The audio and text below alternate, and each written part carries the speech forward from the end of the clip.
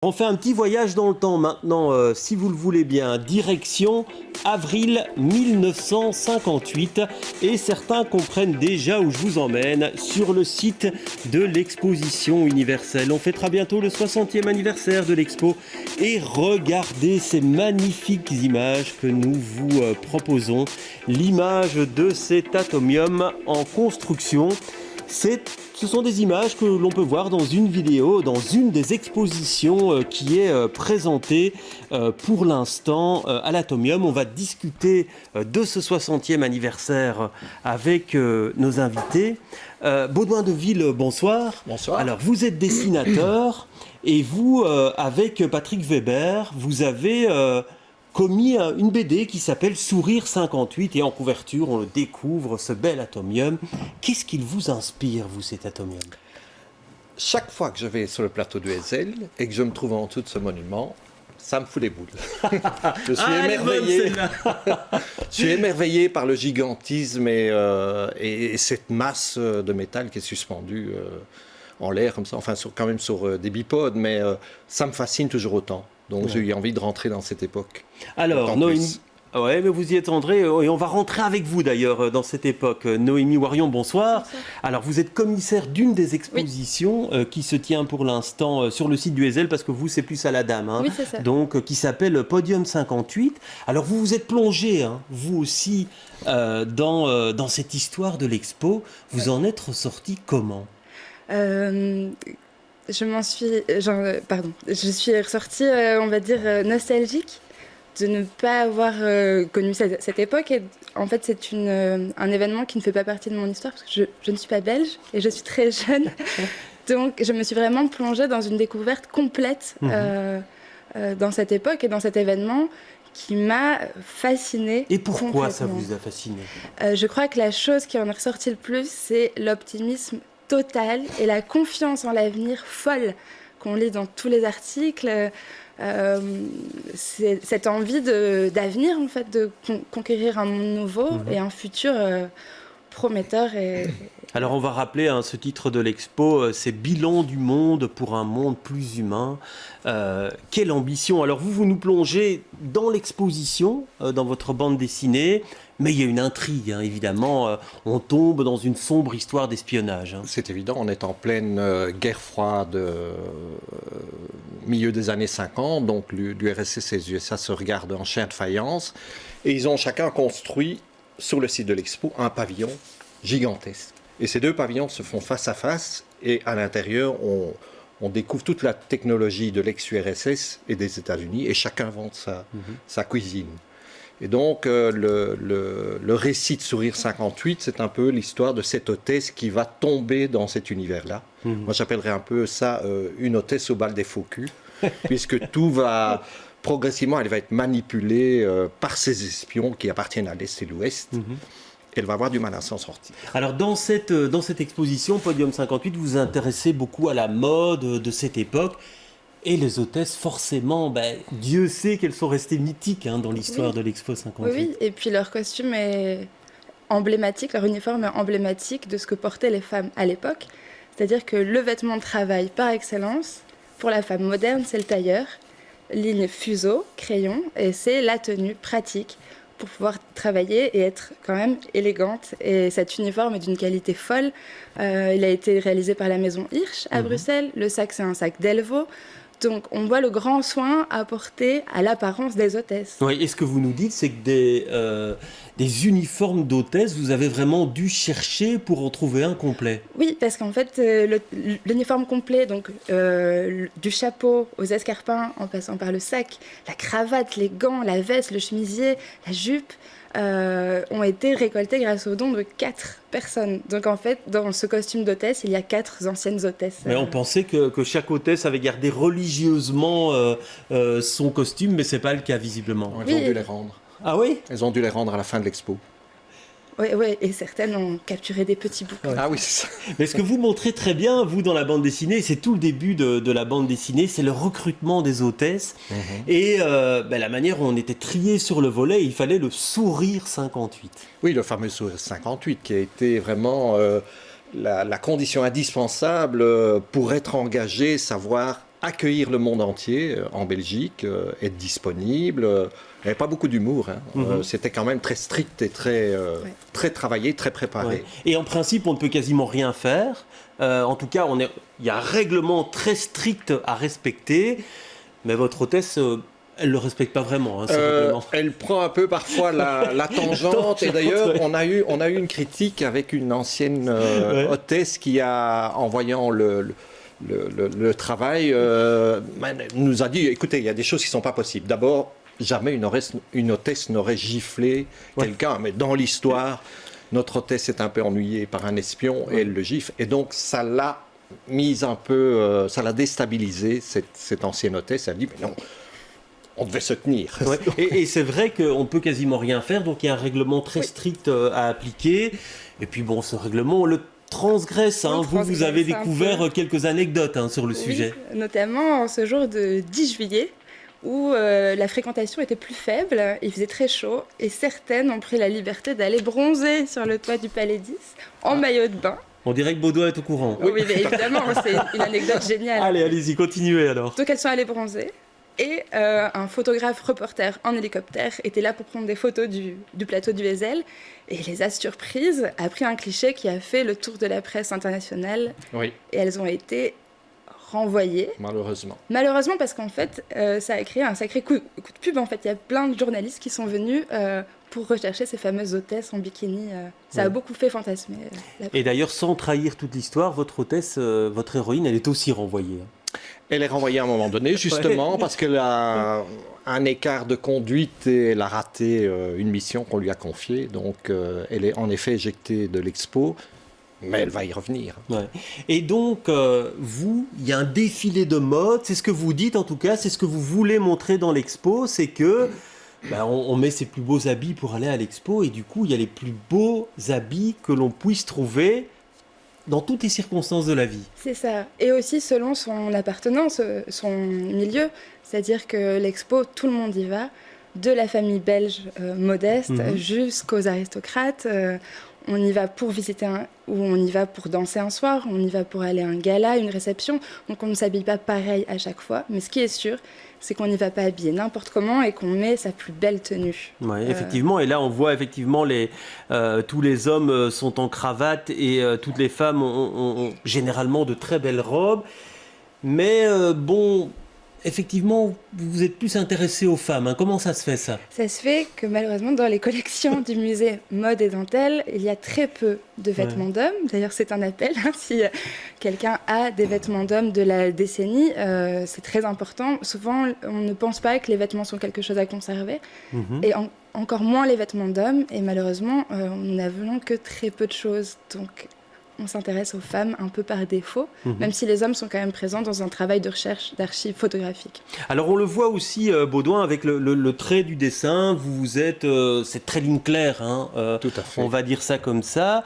Est-ce que vous avez pris beaucoup de plaisir à dessiner l'atomium, le pavillon américain et d'autres pavillons ? Oui, j'ai pris du plaisir, heureusement, sinon je n'aurais pas fait. Mais c'est vrai que c'est extrêmement contraignant et compliqué, et surtout que j'ai le souci du détail. Donc, comme vous voyez sur la couverture, je reprends vraiment l'architecture très fine de l'atomium et presque tous les joints des plaques sur les sphères. Donc, c'est vrai que j'ai poussé ça loin. Mais ça me plaît, l'architecture me plaît. Donc un travail très long. Expliquez-nous, vous êtes aussi allé à la recherche d'archives pas facilement trouvables à certains moments ? Oui, tout à fait. On a bénéficié d'archives extrêmement précieuses qui sont celles de Madame Mouns de Fernic, qui est la fille de l'ancien commissaire général de l'Expo et qui nous a donné ses archives personnelles, donc toutes les photos qu'elle a faites pendant 6 mois. Tout au long de l'expo et au travers de toutes les manifestations, réceptions auxquelles elle a participé.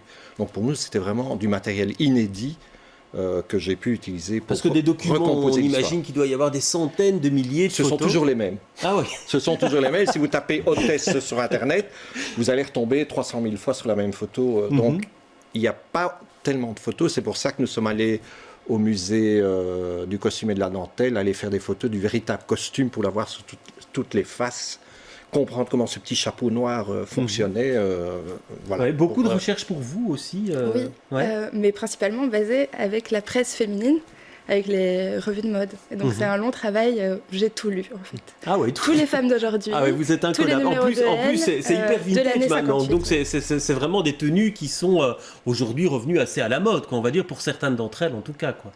Oui, on va dire qu'il y a des lignes, des coupes qui sont revenues à la mode, mais la panoplie complète, elle est inimaginable à porter maintenant. C'est-à-dire que c'est quand même très exigeant, parce qu'au-delà de la robe, il faut porter les talons avec, le sac, le chapeau, la lingerie.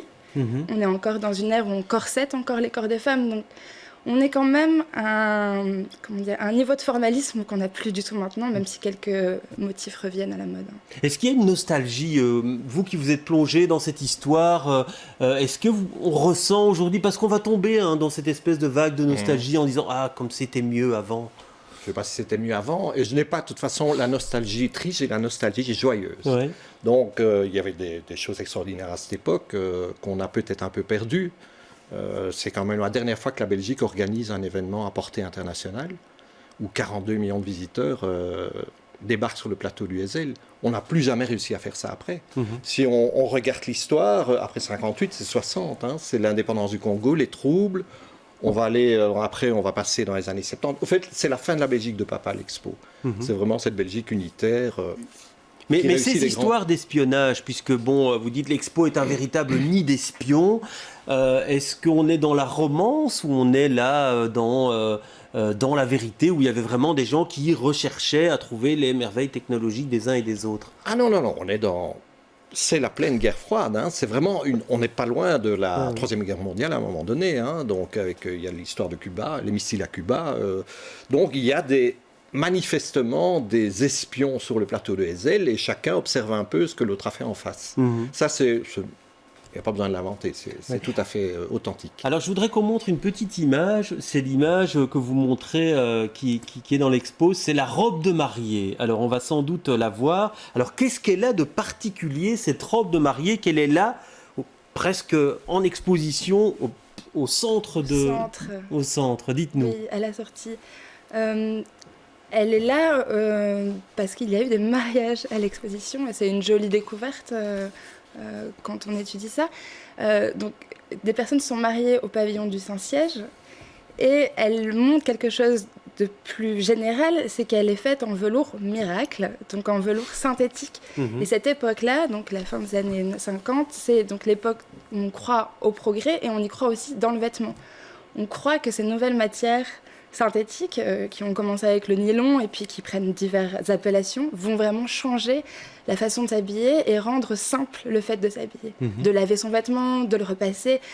On pense que ça va être simple et on va se décharger de ce fardeau de l'habillement. Voilà. Donc on est vraiment aussi au début d'une nouvelle ère au niveau vestimentaire. Oui, parce que le prêt-à-porter va arriver aussi. Et justement, pendant l'expo, au pavillon américain, quasiment toutes les semaines, il y a un défilé de prêt-à-porter. Et on le commande beaucoup dans les magazines féminins. On se dit, bientôt, il sera facile de s'habiller, d'aller dans un magasin et acheter un vêtement tout fait. Parce qu'à l'époque, soit on fait son vêtement soi-même, on le coud, soit on va l'essayer au moins 3 fois dans une maison de couture. Donc la mode facile est presque là. Voilà. Alors dans la bande dessinée, elle commence sur la construction de l'atomium, c'est à peu près la première planche. Et il y a un des dialogues, et je voudrais que vous le commentiez avec nous, il y a une inquiétude par rapport à est-ce que le chantier va être terminé. Et il y a quelqu'un qui dit c'est un bazar à boules qui ne tiendra jamais debout. Mais on n'y croyait pas. Ils avaient des hésitations, même s'il y avait des bureaux d'architectes et d'ingénieurs qui se sont penchés sur la construction de l'atomium. C'était quand même un sacré défi. On n'a jamais construit une masse pareille. Donc il y avait des solutions technologiques à trouver. Et Patrick Weber, le scénariste et historien, a vraiment recherché des documents et des écrits sur la construction de l'atomium. Ça a été très complexe. Et ils avaient très peur de ne pas être prêt à temps. Oui, ça on le voit très bien. Ça, effectivement, que déjà maintenant on se dit les chantiers sont toujours terminés juste à temps, mais là c'était vraiment le cas, quoi. Donc ils ont commencé début 57, si je me souviens bien, la construction de l'atomium, et c'était un chantier faramineux. Et ce qui est très amusant à voir sur les films d'époque, c'est de voir la manière dont ça s'est construit. Donc tous les ouvriers qui couraient sur la structure sans harnais, sans rien, comme des équilibristes. Mais ça reste fascinant. Là, on voit les images actuellement. Donc, c'est un petit film qui est présenté dans l'exposition qui a lieu pour l'instant à l'Atomium. C'est complètement fascinant de voir cet édifice en construction. Un gigantesque mécano. Et les gens qui ont vu pousser ça, sortir ça hors de terre, ça a dû être extraordinaire, ça, de voir ce... Ils ne savaient même pas ce qui allait se passer. Ils voyaient le début, la première boule, enfin une structure de sphère, et puis ça montait. On va s'arrêter où? Et vous, il vous inspire quoi, l'Atomium? Vous qui n'êtes pas belge et qui maintenant le voyez très régulièrement. C'est une icône. Ouais. Le grand jeu, quand on monte sur un point élevé, c'est de le trouver en fait. Oui, ça reste un objet de fascination quand on est devant. Donc il y a quand même 400 ou 500 000 visiteurs chaque année qui viennent. C'est le deuxième monument le plus visité en Belgique. Mais quand on voit les différents pavillons, c'est vrai que le pavillon américain existe encore. Il reste encore quelques pavillons, mais la plupart ont disparu. Est-ce que c'est un regret de votre part aujourd'hui de vous dire que, par exemple, cette flèche du génie civil qui a disparu, certains en rêvent aujourd'hui, quoi? Elle serait peut-être par terre, elle serait peut-être tombée toute seule. Au fait, les bétons qu'ils ont utilisés à l'époque n'étaient pas faits pour résister pendant des années et des années. L'Atomium est un miraculé, mais la flèche du génie civil, il fallait la démolir parce qu'elle n'aurait pas résisté au temps. Et donc pour ces vêtements, c'est vrai qu'ils ont bien traversé les époques, parce que maintenant, dans certaines boutiques vintage, on en trouve encore, et plutôt de bonne facture. Alors, dans les boutiques vintage, on trouve quand même plus de vêtements des années 70. C'est quand même relativement rare de tomber sur un vêtement des années 50. Ok, d'accord. Mais c'est vrai qu'on en trouve encore, et que ces formes reviennent à la mode, évidemment. Merci en tout cas d'être venu sur le plateau. Donc je renvoie à ces différentes expositions. La vôtre, Podium 58, elle est ouverte jusqu'au 2 septembre et c'est à la Dame, donc c'est juste à côté de l'Atomium. Et pour cette bande dessinée, Sourire 58, elle est signée Patrick Weber et Baudouin de Ville et donc c'est aux éditions Anspach, qui est une jeune maison d'édition bruxelloise, donc c'est le premier volume.